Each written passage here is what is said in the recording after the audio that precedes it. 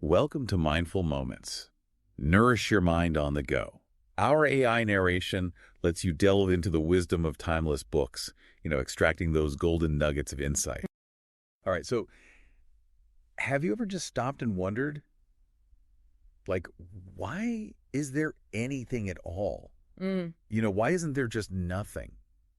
It really is a pretty fundamental question, isn't it? Yeah, it sounds like something you'd argue about in a dorm room at 3 in the morning. Exactly. But it's actually a question that's been puzzling philosophers and, theologians and physicists. For centuries. Yeah, now. for centuries. And I think it gets even more kind of mind-boggling when you think about not just that there is something, Right. but all the different kinds of things that exist. Yeah. It's not just like rocks and trees. There's Yeah. this whole spectrum There's a huge variety. from tiny little insects to us, To humans, yeah. So it's like, where did all this come from? And how does it all fit together? Right, exactly. And that's where this idea of the great chain of being comes in. Yes. And we're going to be exploring that today using Arthur Lovejoy's book, The Great Chain of Being, a study of the history of an idea. Great book. As our guide. It's a Yeah, and so this whole deep dive is really about trying to understand how people throughout history have tried to make sense of this incredible, diversity of life that we see. Yeah. How did they see the universe structured? Right. And, where did we fit into this grand scheme of things? Exactly. So we're going to be traveling through time and thought, starting way back with the ancient Greeks. Right. With Plato and Aristotle. The OGs. Yeah, so Plato, with his theory of forms, believed that there were these perfect, unchanging ideas that existed kind of in a separate realm, sort of like a blueprint world behind our messy, everyday reality. Yeah, so it's like there's this perfect idea of a chair. Yeah. And then all the chairs we see in the world are just sort of imperfect copies. Right, they're all striving to be that perfect chair. Exactly. But yeah. They're never quite there. Never quite there. Yeah, and this focus on a realm beyond our senses introduced this kind of otherworldliness to a lot of philosophical thought. But here's the twist. Okay. Plato also suggested that a truly perfect God would create with maximal abundance.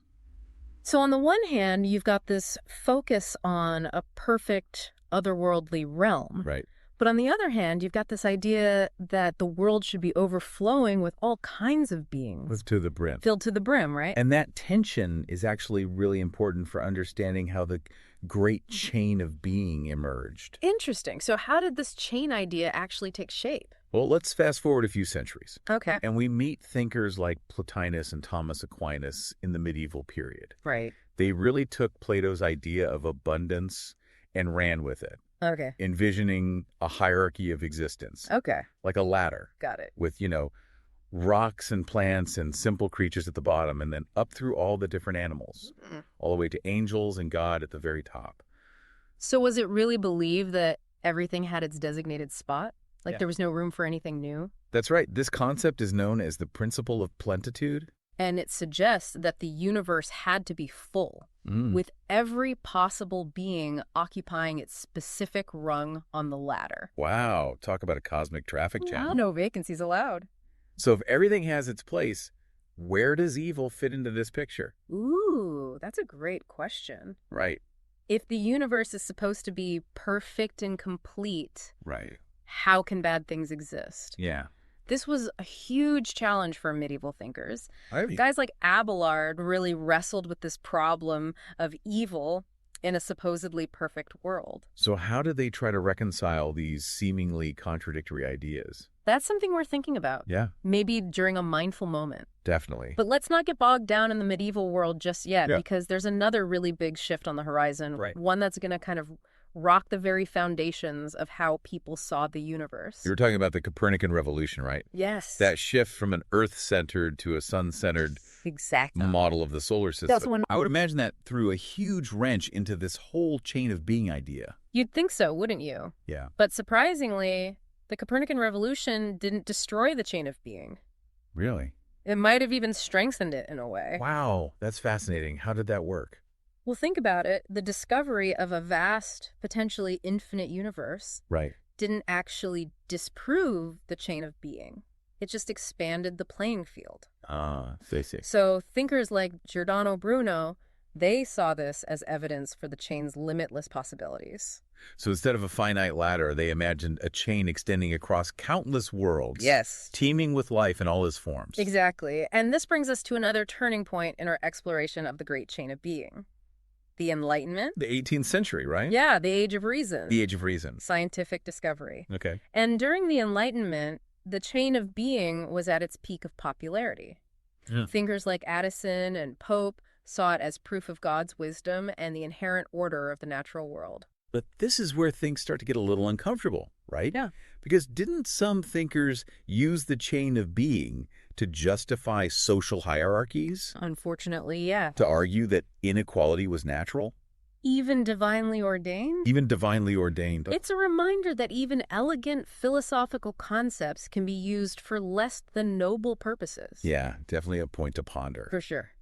So where did humans fit into all of this? Good question. Were we at the top of the ladder just below the angels, or was our position more ambiguous? Things get really complex here. Okay. Some thinkers like Rousseau, they actually started to blur the lines between humans and apes. Wow. Suggesting a closer relationship than was previously thought. That must have been pretty radical for the time. Oh, absolutely. Yeah. But then you've got others like Kant, who saw humans as just one link in a chain that extended far beyond our comprehension. Far beyond. Into realms of being we could barely imagine. It's amazing how one idea could spark such a diverse range of interpretations. Isn't it fascinating? Yeah, and the story doesn't end there. It keeps going. That static chain of being starts to transform into something much more dynamic. Yeah. Something that hints at the evolutionary theories that we know today. Exactly. But that's a story for another time. For part 2. Yeah. So, folks, it sounds like it's time for another mindful moment. We've covered a lot of ground already. We have. From ancient Greece to the Enlightenment. Quite a journey. Take a moment to reflect on how these ideas have shaped our understanding of the world and how they might still resonate with us today. So before we kind of move into the next chapter of how this chain of being idea developed, it's worth circling back to that question we kind of left hanging. Yeah. The problem of evil. Yeah. How could a universe overflowing with every possible being, supposedly designed by this all-powerful, benevolent God, still contain so much suffering? It's a big question. It's a huge question. And if the universe is full, shouldn't that fullness include, the bad with the good? Right. Where did thinkers like Abelard land on this? Well, they definitely did not shy away from this problem. I would imagine not. Some of them argued that evil was actually necessary for the greater good. Like shadows that give definition to light. Okay. Without the contrast of evil, we wouldn't be able to fully appreciate goodness. Okay, so evil is a kind of cosmic balancing act. Exactly. I can see how that might appeal to someone, trying to make sense of a world full of beauty and suffering. Absolutely. Yeah. Others suggested that maybe evil arises from the limitations of our finite human perspective. Like what we perceive as evil might actually be part of this larger divine plan. Okay. That we simply can't grasp in its entirety. Right. Like we're too close to the tapestry to see the full picture. Exactly. And what we think is a flaw is actually an essential thread. Yeah. Contributing to the beauty of the whole. That's a great way to put it. Yeah. But, even with these attempts to sort of reconcile the existence of evil with this idea of a perfect universe, it remained a really thorny issue. Yeah. It's still something we struggle with today. Right. Whether you subscribe to the chain of being idea or not. Yeah. Definitely something to ponder during a mindful moment. Absolutely.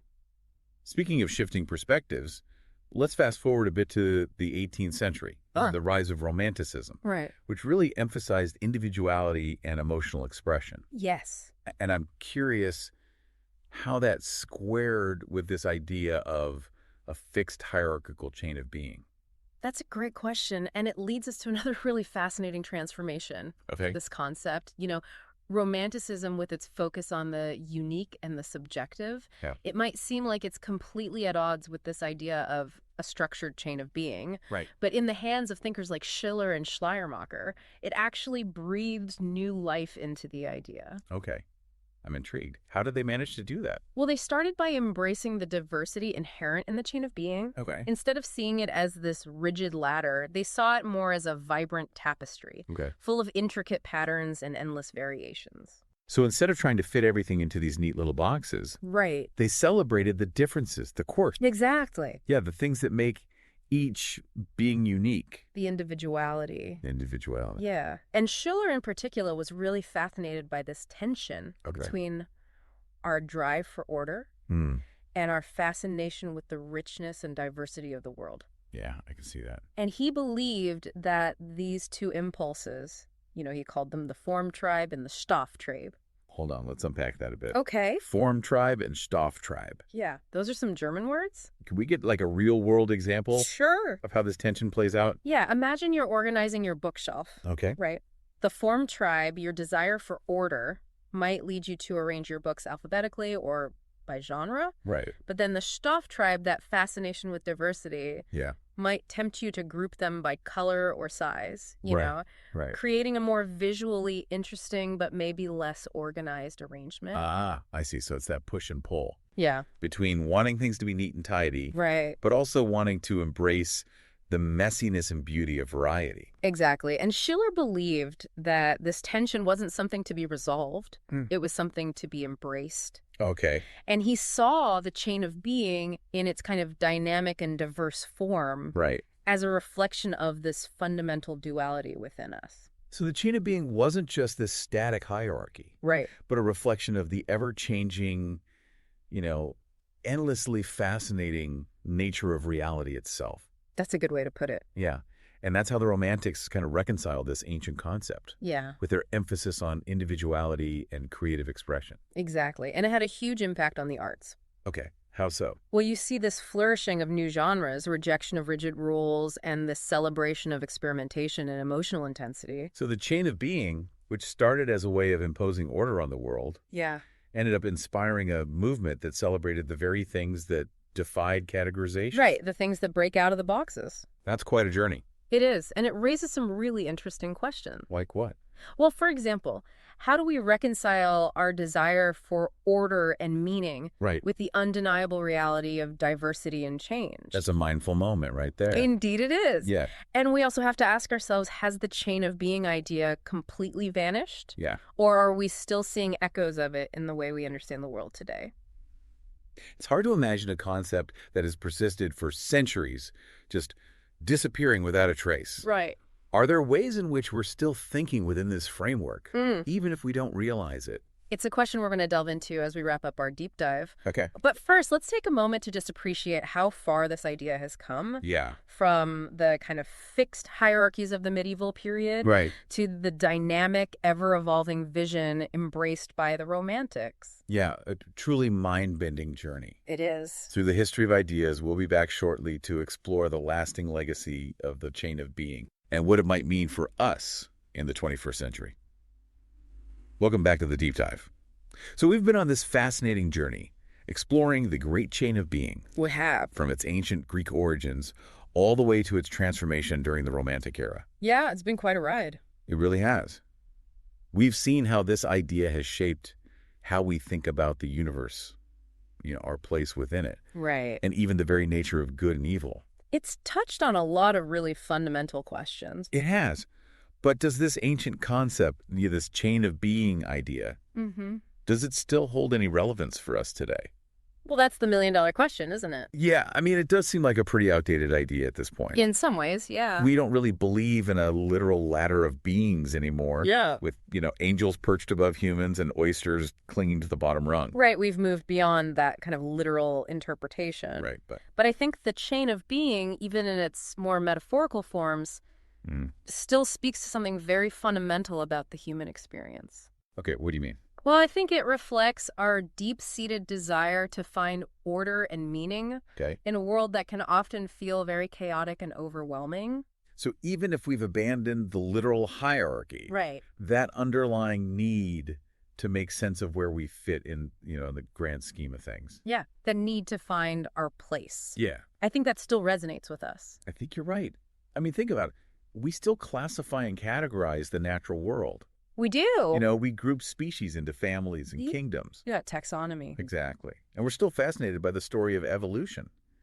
Tracing the development of life from simple organisms to these complex beings. Absolutely. And we still look up at the stars. Yeah. And wonder about our place in this vast cosmos. I see what you mean. Those are all ways of trying to, create order out of complexity. Yeah.